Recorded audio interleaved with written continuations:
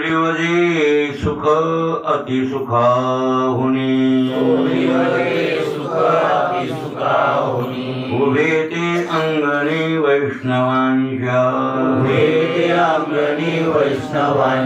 वृंदावन सडे चौक रंगमाळा नाचतो सोहळा देखोनिया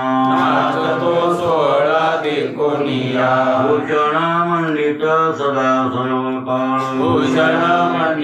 सदा सर्व काळ मुद्रा आणि माळ तुळशी कंठी नामभोग मुखी अमृताचे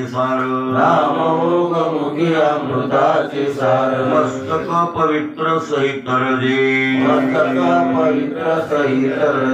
वृंदावन सडे चौक रंगमाळा नाचतो सोहळा देखोनिया तुका म्हणे मोक्ष भक्ताची आमना नाही वासना त्याची खरी वृंदावन सडे चौक रंगमाळा नाचतो सोहळा देखोनिया प्रस्तुत रामतरसंगी सेवेसाठी निवडलेला अभंग दररोजच्या पाठातील जगद्गुरु तुकोबाराय जगातील जेवढेकरांच्या प्रतिप्रमाणे 323व्या क्रमांकाचा आपला अभंग चालू आहे. अभंगाचं पहिलं चरण दिलेलं आहे. सोळीवजे सुख अतिसुखाहुनी आणि ते उभे ते अंगणी वैष्णवांच्या असं पहिल्या चरणामध्ये जगद्गुरु तुकोबाराय म्हणले. आणि मग तुका म्हणे मोक्ष भक्ताची आमना नये हे वासना त्याची खरी हे उपसंहार आहे. उपक्रमामध्ये सोलिव ते सुख अतिसुखाहुनी सोलिव सुख आणि अतिसुख आहे ते मोक्ष जीवनमुक्त अवस्था. सोलिव सुख आहे व्यापक ब्रह्म आणि अतिसुखाम सुख आहे सगुण साकार परमात्मा. लक्षात आलं? सगुण साकार परमात्मा सोलिव सुखावून अतिसुखावून सुख आहे निश्चित खरे. म्हणून वारकरी संप्रदायामध्ये जास्त सगुणाचीच गरज भासली किंवा सगुणाला श्रेष्ठ समजलं नाही. तुका म्हणे मग सगुणाची चाल पूर्व कोणी कोड दुर्बळाचे काय म्हणले. तुका म्हणे मज सगुणाचीच गरज आहे म्हणले. ते म्हणलं को म्हणले बाबा हे कारण काय. अद्वैताची वार्ता न येऊ माझी कानी. अद्वैत नको म्हणले नको म्हणले. त्याचा अर्थ ते तर सिद्ध आहे. ते तर काय सिद्ध आहे पण त्याच्यात आनंद नाही. म्हणजे आनंद उपभोगता येत नाही. आनंद आहे पण उपभोगता येत नाही. आणि हे सगुण साकार परमात्मा झाला की आपली आवडी धरून खेळे आपापना ते असा आनंद मिळविता येतो. कळलं का. म्हणून तर एक माझे गडी कोण निवडा भिन्न यातून काय निवडा भिन्न यातून माझी गडी निवडा भिन्न यातून. हा माझं चरण ध्रुवचरण काय ते तिसरं चरण घाबऱ्याच्या मोडा काळ्या ढाळा भेडावरती या माझे गडी कोण निवडा. एकमेकांमध्ये मिळो आणि आपण खेळू नाही. एक खेळो एकाशी. कळलं का. एकाशी खेळो बरं काय. हे महत्वाचे चरण ना. ध्रुवचरण महत्वाचे. घाबऱ्याच्या मोडा काढ्या त्याला कटी करा त्यांची. आणि तुका म्हणे विटाळशी देवापाशी नसावी हे मधलं महत्वाचे. आपापनामध्ये मिळो आणि एक खेळो हे अशा प्रकारचा खेळ अद्वैताचा खेळ दिसे गुणागुणे एका जनार्दनी ओळख केले. असा खेळ खेळायचा असेल तर सगुण साकारच भगवान परमात्मा कामाचा आहे. म्हणून नाथ महाराज भागवतात म्हणले बरं काय की निर्गुणाचा बोध कठीण मनबुद्धी ते अगम्य जाण शास्त्राशी नकळे उणखून वेदी मौन धरी. निर्गुणाचा बोध कसा आहे? कठीण आहे. आणि शास्त्राला उणखून कळत नाही. वेदानं सुद्धा तिथं मौन धरलेले. अशा प्रकारचं ते स्वरूप आहे. किंवा सगुणा होणे निर्गुणा होणे सगुण न्यून्य म्हणे तो केवळ मूर्खदान. सगुण निर्गुण दोन्ही समान न्यून्य पूर्ण असे अशी एक ओळी भागवतात. सगुणा होणे निर्गुणा होणे सगुण न्यून्य. लक्षात आलं का? म्हणजे निर्गुणापेक्षा सगुण कमी आहे म्हणे तो केवळ मूर्खदान. असा म्हणणारा मूर्ख आहे. हा, सगुण निर्गुण दोन्ही समान न्यून्यपूर्ण असे. त्याच्यात न्यून्यपूर्ण कमी जास्तपणा सगुणाचे योगी निर्गुणाची प्राप्ती. हो, वरी भक्ती भली चांग. हा, मग ती गाथा. आणि नाथ महाराज काय म्हणले? सगुणी भजता निर्गुणी पावले विकल्प धरिता शिवहाजळे असं म्हणावं लागलं. म्हणजे ज्ञानपूर्वाला सगुणच आहे, अज्ञान उत्तराला सगुणच आहे. फक्त मधले यायलाच निर्गुण आहे. मधले यायला ज्ञानपूर्वाला आपल्यासाठी कोणतं आहे? सगुण. अज्ञान उत्तराला नाही सगुणच. असं सगुण परमात्मा अति सुखावून सुख आहे. अति सुखावून काम अवसुख आहे हो. अतिसुख होते जीवनमुक्त अवस्था. तरी पण आपला आनंद भोगायचा असेल तर वृत्ती स्वीकारावीच लागते. कळलं? वृत्तीचा कल्पित स्वीकार करावा लागतो. आणि कल्पित वृत्तीचा स्वीकार करून त्याला देव करणे, आपण भक्त होणे आणि अशा प्रकारचा आनंद सेवन करता येतो. आणि हा असा आनंद, आनंदाचा कंद उभे ते अंगणी, तो आनंदच ते सुख वैष्णवाच्या अंगणात उभे उभ असे तुकाराम महाराज अभंगाच्या पहिल्या चरणात म्हणले. का ते उभय पुढच्या चरणात म्हणले नाचते. नुसतं उभं राहत नाही, ते काय करतय? नाचतय. का म्हणून नाचतय? त्यांच्या अंगणात वृंदावन असते. म्हणजे त्यांच्या अंगणात काय असते? वैष्णवांच्या वृंदावन. पुन्हा सडे, पुन्हा चौक आणि रंगमाळा. कोणाच्या अंगणात हे? आपल्या अंगणात रंगमाळा आहेत की आता दिवाळीला? नाही, तुमचं चुका आहे बरं का. अर्ध संस्कृत आणि अर्ध मराठी व्हायले. हा, दीपावली असं काही. शुभ दीपावली. आणि जर म्हणायचं आहे तर मग तुम्ही असं म्हणा शुभ दिवाळी. जमते मग. पण ते काय माहिती? शुभ दीपावली. दीपावली नाही, केळी नाही घ्यायचं, दीपावली असं घ्यायचं. संस्कृतातलं घेतलेलं नाही ना ते. पहिल्या जुन्या काळामध्ये पण शुभ दीपावली असं लिहायचे ते रांगोळ्या काढून. दरवाज्यात रांगोळ्या. तुळशी कशी नाही? कुठे रांगोळ्या? दरवाज्यातल्या रांगोळ्या. बैठकी पुढे रांगोळ्या. कुठेतरी रांगोळ्या इकडं इकडं. ते विषयी लोक आहेत. ते विषयी लोक विषयातला आनंद उत्कर्ष ते सर्व करतात, असं करतात ते. पण वैष्णवांच्या घरी ते नाही महाराज. तुळशीचं वृंदावन. वृंदावन म्हणजे कशाचं? वृंदावन मला दुसरं येणारच नाही महाराज. कारण काय? तुळस आणि वृंदा एक आहे ना. तुळस आणि वृंदा एक एक एक एक. खरं तर वृंदावनच आहे ते. तिथं तुळशीचं रोप उगवलंय, पण ते ठिकाणच वृंदेच आहे. तिथं वृंदावन नाव आलं ना. वृंदावन. जालंधराची पत्नी आहे ती. जालंधर नावाचा दैत्य होता ना, आणि त्याची पत्नी होती वृंदा. आणि तिचं पातिव्रत्य, तिच्या जोरावर ह्याला विजय मिळत होता. बनला बघा आता. ती पतिव्रता. भगवान शंकर युद्ध करू लागले जालिंदर त्याला मारण्यासाठी. ते सतू लागला सगळ्या लोकायला. देव लोकांना त्रास करू लागला. स्वतः शंकरानं हातात धनुष्य घेतलं आणि मग त्याला मी मारतो म्हणले. त्याचा एक त्याला हात टाकला. स्वतः भगवान शंकर हातात धनुष्य घेऊन युद्धाला लागले. 1000 वर्ष युद्ध होऊ लागलं. जालंधर काय आटोपणा गेला. कोणला? महादेवाला. बघा किती ते मला ढेरे. जालंधर नाव आहे तिथं. ते ऐकच नाही गेला. जालंधर ऐकच नाही गेला. काय ऐकायला गेला तर त्याची बायको पती होती. आणि पतीवरतीचं सामर्थ्य काय आलं वेगळं असतं. हो, पतिव्रता तुका म्हणे पतिव्रता तिची देवावरी सत्ता असा अधिकार तिचा. मग महादेवाला ऐकणार ते विष्णू परमात्म्याने विचार केला आता काय नाही बाबा, आता आपल्याला तिला भ्रष्ट केल्याशिवाय जमणार नाही. आता देवाला विचार केला विष्णूनं, आणि विष्णू परमात्मा साधारण ब्राह्मणाचं रूप घेऊन तिथं 4वा मत स्थापित केले त्यांनी त्या गावात. कोणतं मत?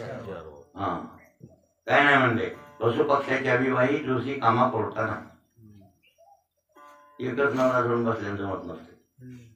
कसं आहे वागा आहे का मुद्दाम. कशामुळं? तिला भ्रष्ट करण्यामुळं. तिला भ्रष्ट करण्यामुळं या विष्णूनं असं पाप केलं. विष्णू जरी असला तर काय काय वेळेला त्याला पाप म्हणतो म्हणलं की त्याला काही टायमाला ते त्याचा गुण सोडावं लागतंय आणि काहीतरी करावं. हे पुढचे तसेच ना, लबाडासाठी काय व्हावं लागतंय? लबाड. तिचा नवरा लबाड आहे म्हणून देवाला भ्रष्ट करावं लागलं. आणि मग ते असं काही 4 वकमत फैलाव करून ते पातिव्रत्य त्या स्त्रियांचं होतं ते सगळं नष्ट करून टाकलं. ते कसंही वागायला लागले. त्यामध्ये हेनच त्या वृंदेबरोबर समागम केलं वृंदेबरोबर. आणि मग तिच्या लक्षात आलं यानं मला भ्रष्ट केलं म्हणून माझ्या पतीच्या विषयात असा टाका. आणि मग तिच्या लक्षात आल्यावर तिनं तिला शाप दिला. कोणी? त्या वृंदेवर. ती म्हणू लागली हे विष्णू तुम्हाला फसविलं आणि फसवून मला भ्रष्ट केलं. मला शाप भोगावा लागला. मी आता आत्महत्या करणार. आणि पतिव्रता होते मला तो भ्रष्ट केलं तर मी आता आत्महत्या करते, जाळून घेते. तुला माझ्या माळ्यापाशी राहावं लागलं माझ्याकडे असं म्हणली. आणि तिनं स्वतः अग्नी पेटविला आणि अग्नी तोडी जाळून घेतलं. मला आत्महत्या केली, आपलं स्वतःचं दहन केलं. आणि मग ते जळालं मळ वृंदेचं. आणि तिथं तुळस उगवली. तुळशीचं रोप तिथं उगवलं. आणि मग तिच्या माळ्यापाशी त्या तुळशीपाशी त्याला राहावं लागतं. पडला विष्णू. हा, म्हणून त्या तुळशीपाशी नेहमी कोण असतंय? विष्णू परमात्मा. विष्णू परमात्मा तिथं राहतो आणि विष्णूला राहावं लागलं त्यावेळी. म्हणून पतिव्रता ती व्रथा गुंतवी वेशा गणिका ती सत्य लोक कळी सोकोळा लावी येणे यादव नंदा ही गोष्ट बरी नाही गेली. ज्यांना काही भांडू लागले आपल्या मनामध्ये पहिल्या सोडून पण ते घर आहे पुढे दार आहे पुढे बैठकी पुढे पाहुणे आहे पुढे याच्या पुढे त्याच्या पुढे ते नाही.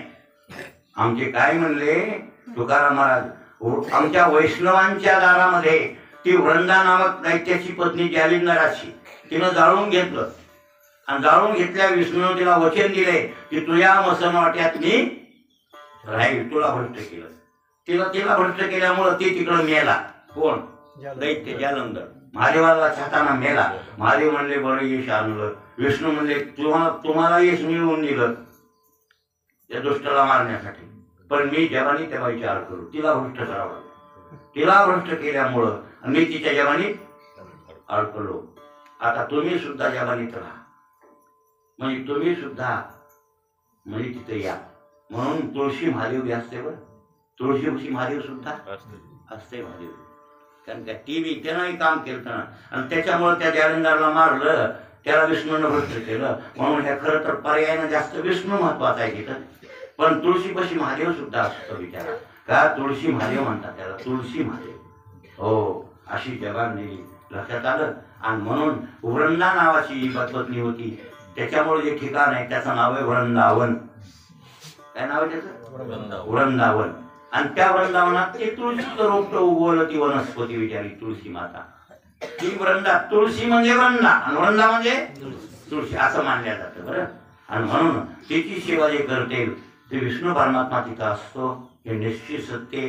राधेला सुद्धा कृष्ण परमात्मा प्राप्त व्हावा ही इच्छा ज्या वेळेला होती त्यावेळेला गर्गसंहितेत हे वर्णन आले. राधा मातेनं आणि तुळशीची सेवा केली आणि तुळशीच्या सेवेपासून तिला दामोदर प्राप्त झाला.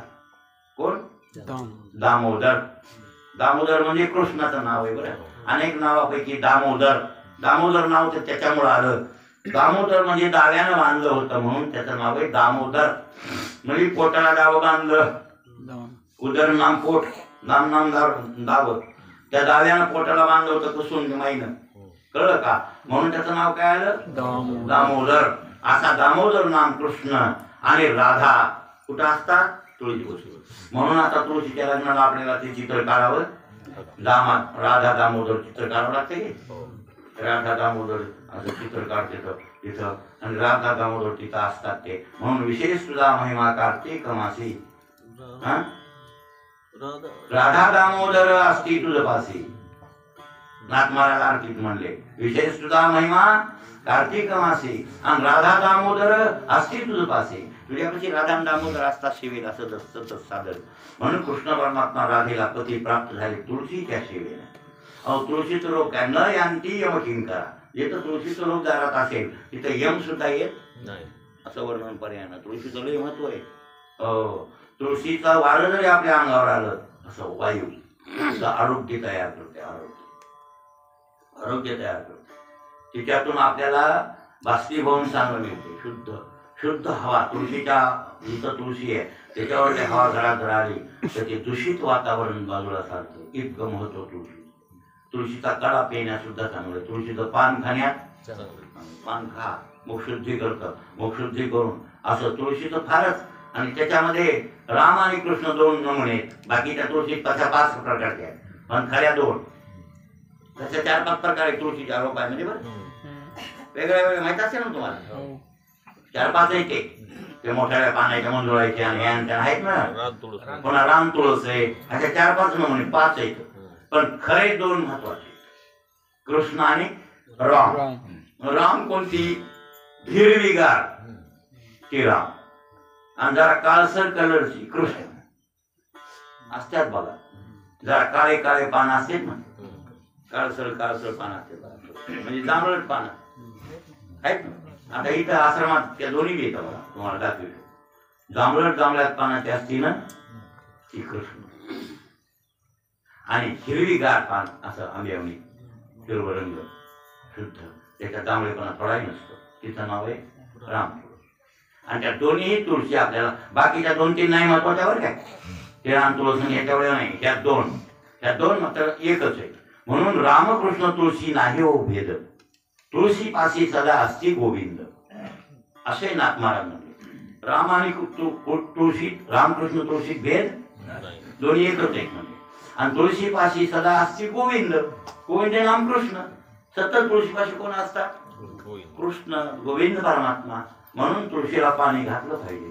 हो, तुळशीचं सिंचन केलं, दृष्टवा सिंचिता नित्य, म्हणजे तिला रोज पाहिलं, रोज सिंचन केलं, म्हणजे पाणी जर घातलं कोणला? तुळशीला, बरं काय, किंवा ते रोप जर आपल्या अंगणात लावलं तर न यांती यम किंकरा. यमाचे दूत अंगणात येऊ शकत नाही, त्यांची हिंमत नाही आपल्या अंगणात आहे. इतकं महत्व कशाचं आहे? तुळशी. आता तुळशीचं महत्व वर्णन करावं तेवढं थोडे. अशी तुळशी अत्यंत महत्वाची वैष्णव संप्रदायामध्ये, अत्यंत महत्वाची वारकरी संप्रदायामध्ये. आणि अशी तुळस ती वृंदा कोणाच्या अंगणात असते? वैष्णव. आणि मग ते वैष्णव तिथं सडे टाकतात. तुळशीच्या वाट्यावर काय टाकतात? ते सडा तर बुडालाच.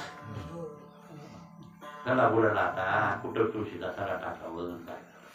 तुळशी त्या गच्ची आहे आपल्या, आता वय आमची त्या गुंडारीवरही नाही, कुठं सडा टाकावं. आणि गायचं शेण मी कुठून आणा? गायच नाही तर गायचं शेण असल्यावर, मातोड्याचं जागा असल्यावर मस्त तुळशीपाशी सडा गायच्या शेणानं टाकलेला लई चांगला असते. कारण काय गाय आणि तुळस दोन्ही जागा फार महत्वाच्या आहेत. वैष्णवाच्या संप्रदायामध्ये पुराण, कथा, कीर्तन, प्रवचन करायचं असेल तर तुळशीच्या वाट्यावर बसावं असं वर्णन आहे. कुठे बसावं? तुळशीच्या वाट्यावर बसावं, कथा कीर्तन करावं, अभंग म्हणावे, हरिपाठ म्हणावा, प्रवचन सांगावं तुळशीच्या ठिकाणी चांगले. आणि भागवत बी करायला जागा निवडायची जर असेल श्रीमद भागवताला तर तिथं भागवतामध्ये असं सांगितलंय की होईल केवढं जंगल असावं, वन असावं, असं असावं, एकांत स्थळ असावं. घरात भागवत करू नये. ग्रस्ताश्रमाच्या घरात भागवत नाही ग्राह्य, मंदिरात करावं म्हणले. आणि त्याच्यात म्हणजे मग नाही तर गाईच्या गोठ्यात करा. कुठं करा? गाईच्या. जिथं गाईचा गोठा आहे आपण गोठा बांधतो ना गाय बांधतो त्या गाईच्या गोठ्यामध्ये तर गाय नाही भाऊ ती जागा पवित्र असते म्हणजे गोमूत्र पडून शेण पडून ती पवित्र झालेली असते. तुम्हाला दिसायला ती दिसते निर्मळ नाही असं वाटते पण ती जागा खरी पवित्र आहे आणि तिथं भागवत करा. बघा म्हणजे गाईच्या गोठ्याला महत्व आहे की नाही.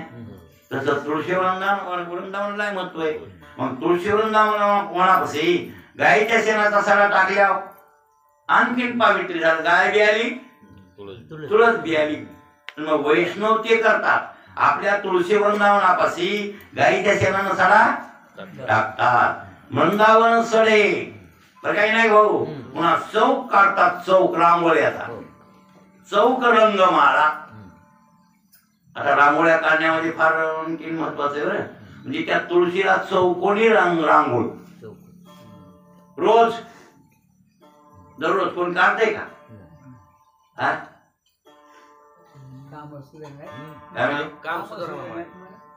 दारापुडी 2-2 किलो वाटोळ व्हायला काय तुडवायले लोक येणार. एवढं महत्व नाही कोणी सांगितलं नाही हो. या लोकांना आवडच नाही. खरी परमार्थाची आवडच नाही. खरी परमार्थाची आवड असणारा माणूस ती आवडच करते. तुम्हाला काय सांगावं.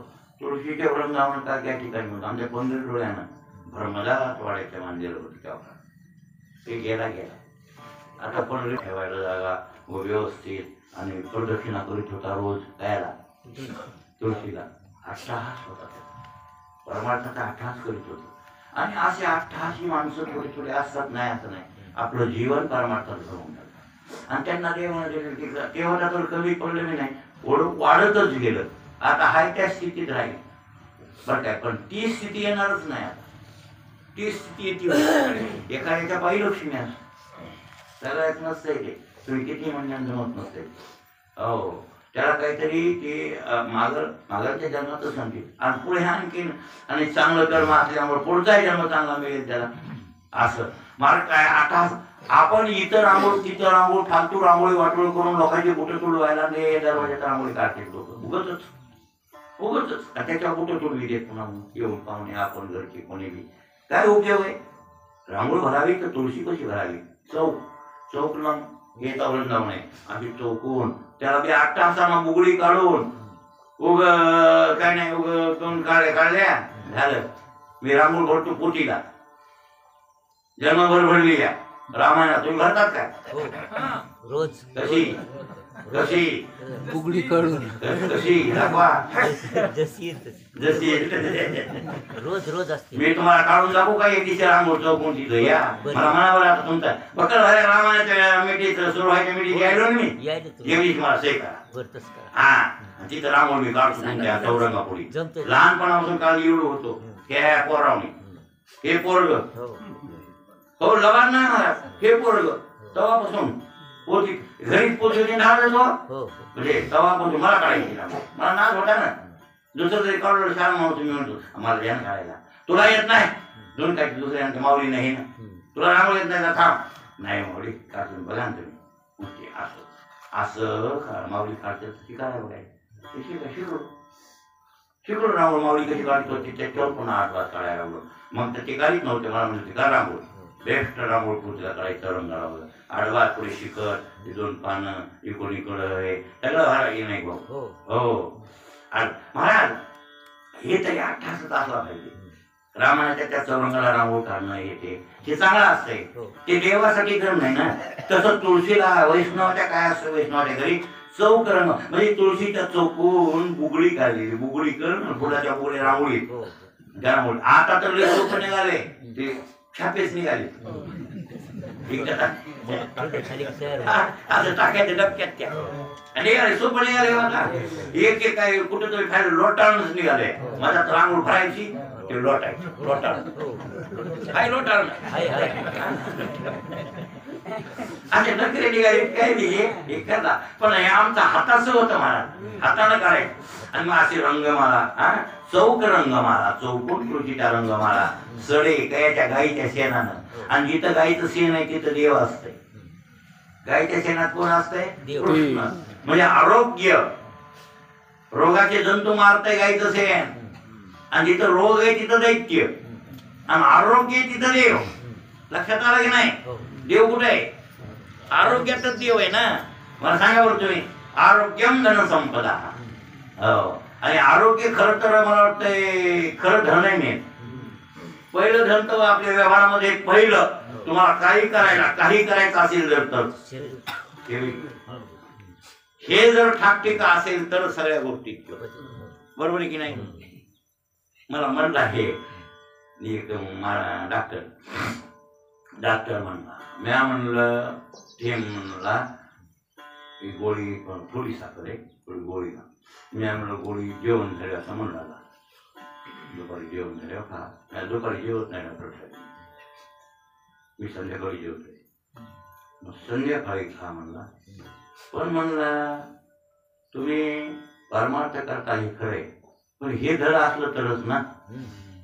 म्हणजे तुम्हाला हे धड असणं गरजेचं आहे असं म्हणणं खरं आहे ना. हे खरं बोललं ना. हे मोठं धड असलं तर म्हणा तुम्ही कीर्तनाला प्रवचन करू शकता ना. त्याच्यासाठी तुम्हाला हे धड ठेवणं गरजेचं नाही. तर शांत बसा म्हणला, काहीच करू नका कुठलं. तरी मला पण सुख पाहिजे केला त्याच्यासाठी असं बोल. आणि हुशार माणसं ते. आणि खरं बी ना भाऊ, खरं मेन धन आहे आरोग्य. संपत्तीच्या बरोबर दुखणं माणसाला लागल्यावर वाटतंय काही नसा बाबा.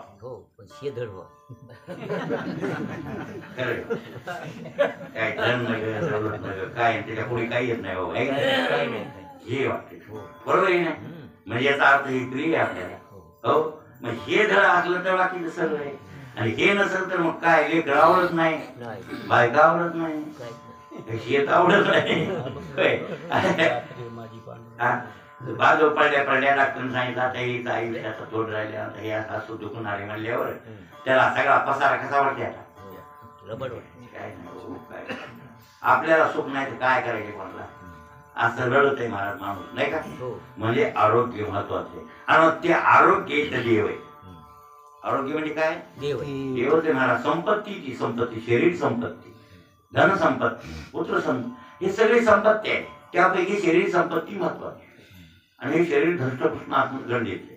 आणि जिथं धष्टपुष्टता आहे तिथं आरोग्य, आरोग्य तिथं देव आहे. लक्षात आलं? आणि जिथं रोग आहे तिथं दैत्य, दुःख तिथं दैत्य.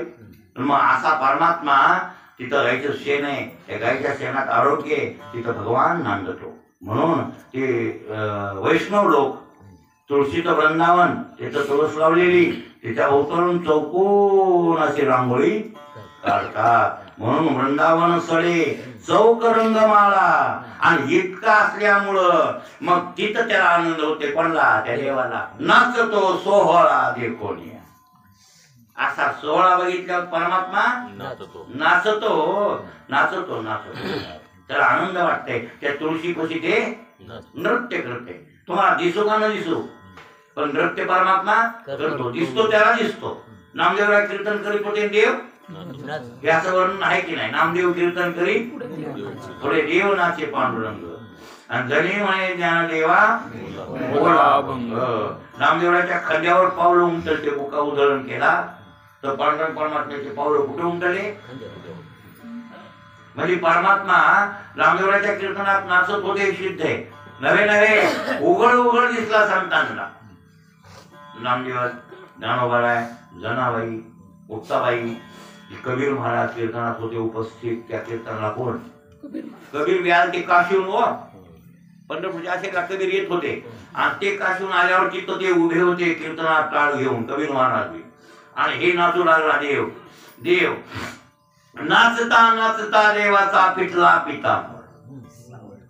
त्याला नाचायला महाराज कितीतरी तालात आलं. आणि देवभाव विसर्जित झाल्यावर मग काय त्याला धोतर गळालं. त्याच्या पितांबर. धोतर म्हणजे कोणता? पितांबर होता. पितांबर. आंबर नाम वस्त्र आणि पीत नाम पिवळ. आंबर हे शब्द वस्त्राला. आंबर म्हणजे काय? वस्त्र. पीत पिवळ, श्वेत पांढरं, रक्तांबर तांबड, कळलं? नीलांबर निळ. लक्षात आलं? हे कोणता देव दिसतंय? श्वेतांबर नाही, तप्तांबर नाही, निलांबर नाही. मग कोणतं नेसते? पितांबर. पितांबर म्हणजे कळलं?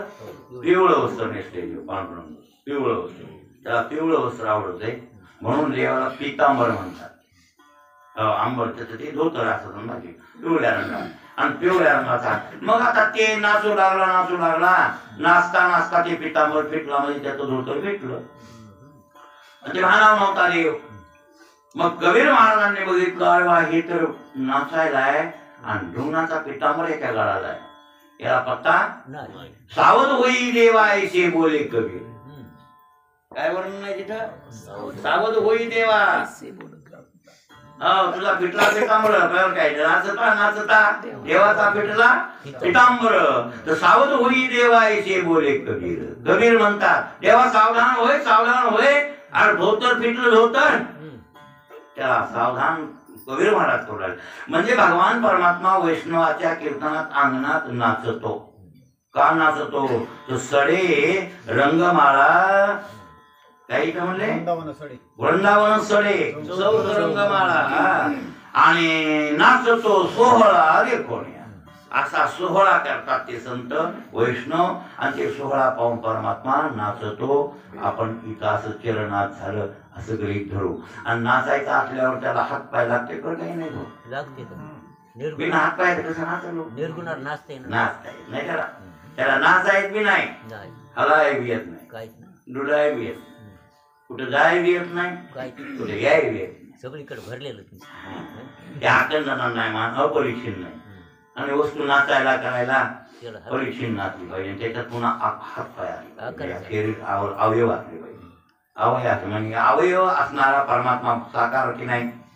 साकार सगुण साकार म्हणजेच काय हातपाय फुटलेले ते परब्रह्म हातपाय फुटलेले.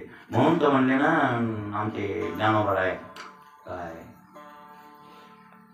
नेनो ब्रह्म मार्ग चुकले उघडे पंढरपुराशी आले.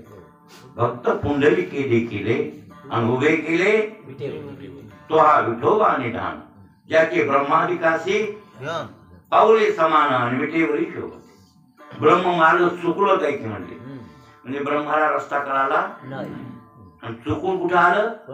उघडं पंढरपूरला आलं आणि कोणी बघितलं? पुंडलिकानं बघितलं आणि मग त्याला म्हणले विटेवर उभा तू असा पांडुरंग परमात्मा सगुण साकार होतो आणि हातपाय धारण करून आपल्या अति काय सोलिव जे सुख अति सुखावणे म्हणजे अति सुखावून सुख अशा प्रकारचा सगुण साकार परमात्मा भक्ताच्या अंगणात काय आणि वृंदावन सडे चौक रंगमाळा तिथं तो नाचतो असं म्हणायचे. कोणाला? तुकोबारायांना दुसऱ्या चरणामध्ये असं सांगायचे असं सांगितलं. आपलं 5 मिनिटं बाकी त्याच्यात थोडस आणि आपल्याला